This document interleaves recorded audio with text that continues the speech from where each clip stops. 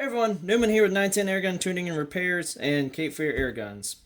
Today I'm just showing you real fast how to access the regulator, the second regulator or the only regulator in the Impact M4, which is including taking off the trigger guard and dropping out the trigger.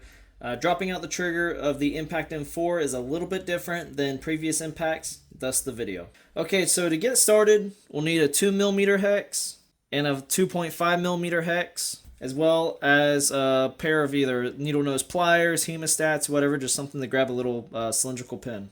First step is to remove the trigger guard. So I'm going to fast through this real fast. There's 4 screws, 1, 2, 3, 4. Takes the 2.5mm. Once the screws are backed out, we can pick the plate up, set it to the side, roll the gun back over. Next, we'll need our 2mm to take out these 2 screws. Be careful when you go to install these screws back.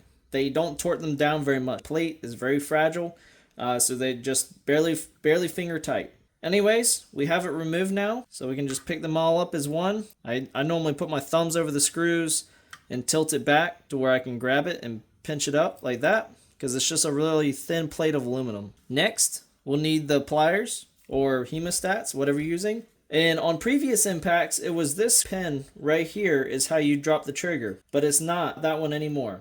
So there's a couple more pins. So this is the trigger sear pin. There's not a pin in between. There's this new sear pin right here. That's the second sear, and this is the third sear. This pin right here is actually the trigger pin, not this pin that's sunk in, but this pin right here is the pin that is needed for dropping the trigger.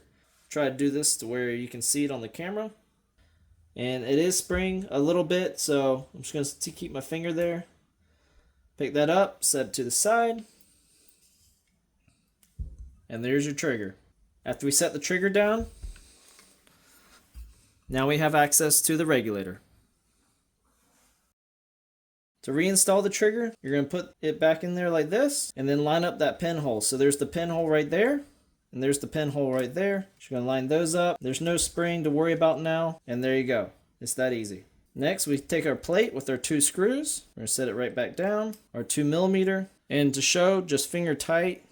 I mean, just that tight. It's just a cosmetic plate. You don't have to crush it or anything.